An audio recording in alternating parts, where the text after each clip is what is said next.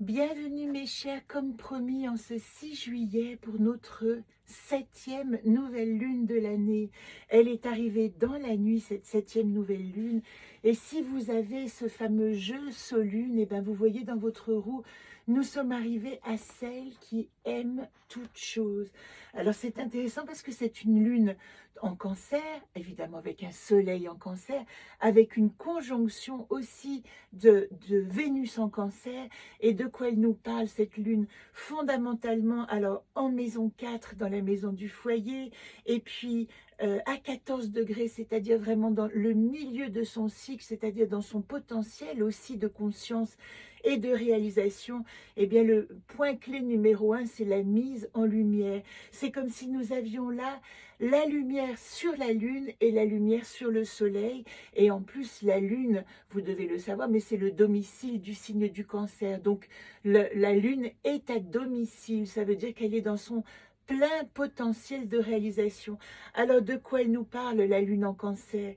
Elle nous parle de famille, de protection, elle nous parle de nos proches, elle nous parle aussi d'un déclencheur émotionnel. C'est comme si nous avions cet axe Cancer-Capricorne qui nous poursuit, parce que je vous précise que nous avons eu la dernière pleine lune déjà dans cet axe-là, le début juin, enfin mi-juin, je crois que c'était le 20 juin, et que le 20 juillet, nous ne serons pas encore en Lion, donc nous aurons à nouveau une pleine lune dans l'axe Cancer-Capricorne. Ça, c'est très révélateur de tout ce travail de nettoyage qu'on fait à l'intérieur de nous-mêmes, mais aussi socialement. Aussi, vous voyez bien que politiquement, nous avons des énergies qui ressemblent beaucoup à cette opposition entre Cancer, qui est l'enfant, qui est le peuple, qui est l'intention qu'on peut mettre dans notre vie, et le Capricorne qui représente l'adulte, la structure, l'autorité. Donc il y a un thème global en ce moment, et que politiquement, nous sommes renvoyés d'une certaine manière à ce que nous avons à structurer intérieurement. Alors de quoi on parle avec la lune en Cancer? On parle de se mettre au service d'un mieux-être. On parle aussi d'une recherche de réconfort.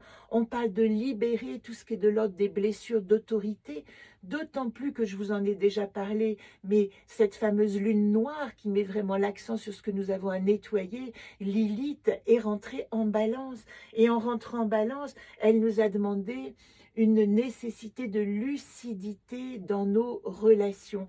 Donc oui, ça peut vraiment bouger au niveau de l'émotionnel et du relationnel. Les mots-clés, c'est l'intime, l'imaginaire, la gestation d'une nouvelle dimension.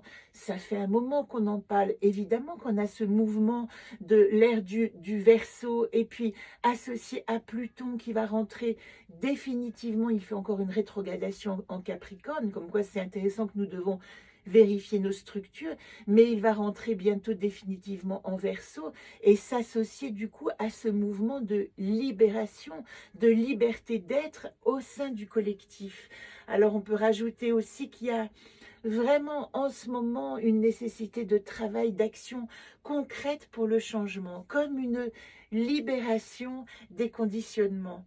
Et puis on pourrait agiter simplement cette notion d'y mettre une énergie d'empathie positive, posée. Alors demain, je vous proposerai pour le AFA, pas demain, lundi, les 7 défis qui nous permettent justement de rester positifs dans ce moment de transformation, et je ferai un tirage autour de ces 7 notions clés, de ces 7 défis que nous pouvons entretenir pendant toute cette période lunaire de Cancer Capricorne. Il faut se préparer d'une certaine manière en ce mois de juillet à la rentrée qui, elle, va faire bouger absolument toutes les énergies.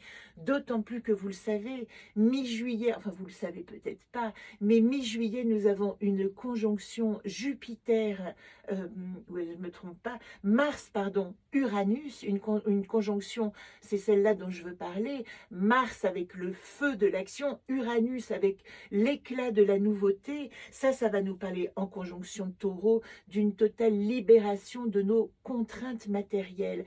Voilà sur quoi rapidement nous pouvons faire l'accent, nous pouvons poser l'accent, nous pouvons mettre l'accent. Ça va bouger pour tout le monde. Et vous devez le sentir vous aussi, que ça bouge, qu'il y a nécessité de revoir nos axes. Eh bien, ici, je voudrais qu'on soit accompagné avec quand même, on va dire, l'essence et la quintessence de cette magnifique gardienne, celle qui aime toutes choses.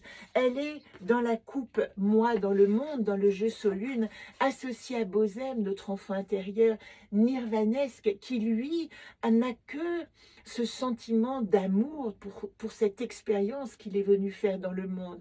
Alors celle qui aime la vérité dans toute chose, avec Bosem, je découvre que l'amour de soi est la voie pour apprendre l'amour de tout. Voilà ce que nous dit Bosem et ce que nous devons activer à l'intérieur de nous. Et puis le monde nous dit Chesme, Chesme, gardienne de la sagesse, de la sexualité sacrée. Avec Chesme, je découvre que l'amour de l'autre est le miroir de toutes les formes de l'amour.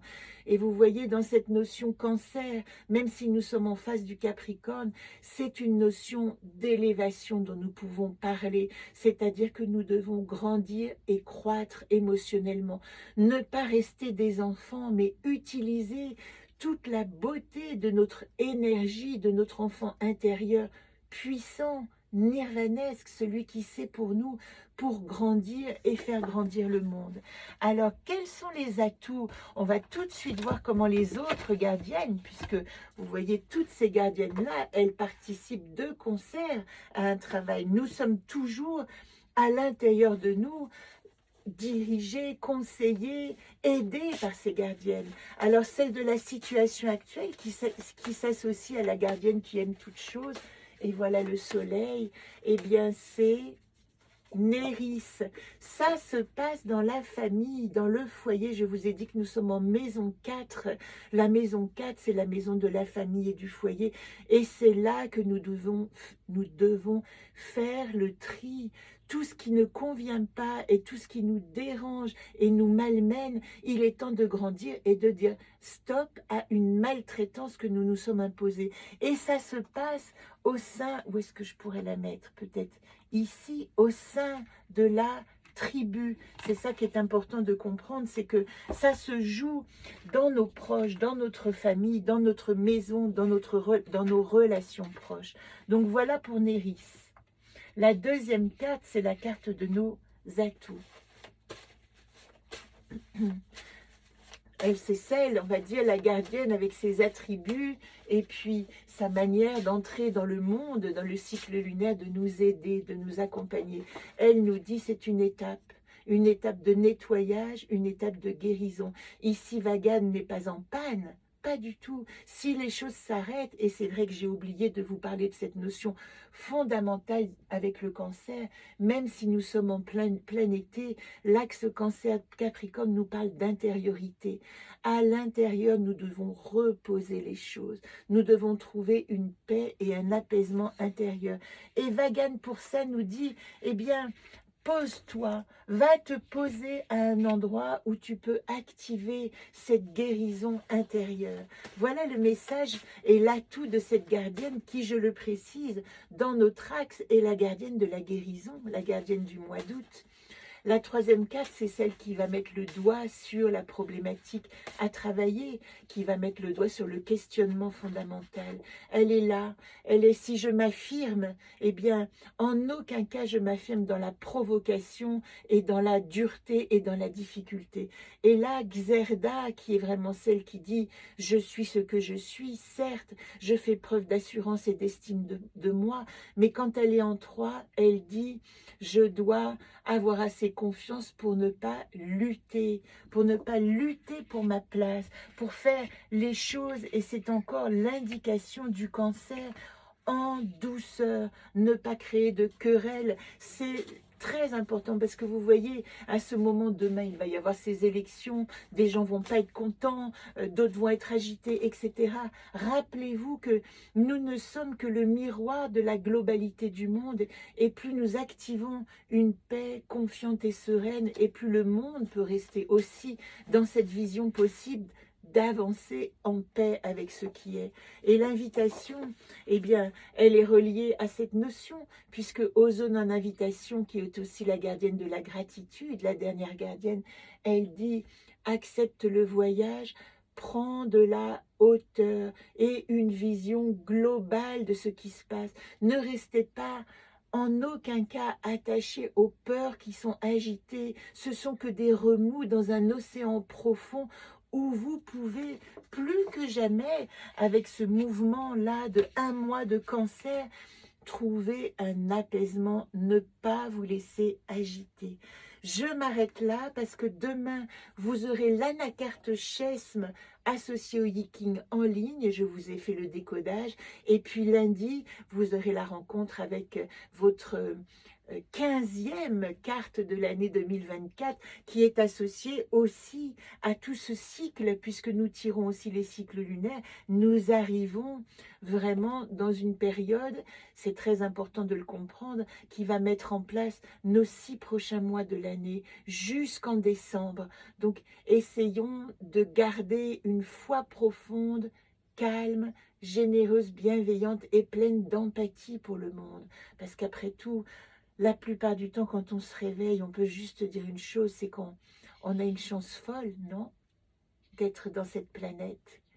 Très belle semaine, quinzaine à vous avec cette lune, je dirais même très beau mois, mais je vous donne rendez-vous dans 15 jours pour exercer Chesme moi dans le monde Bozem qui est l'enjeu de la pleine lune qui suit cette nouvelle lune.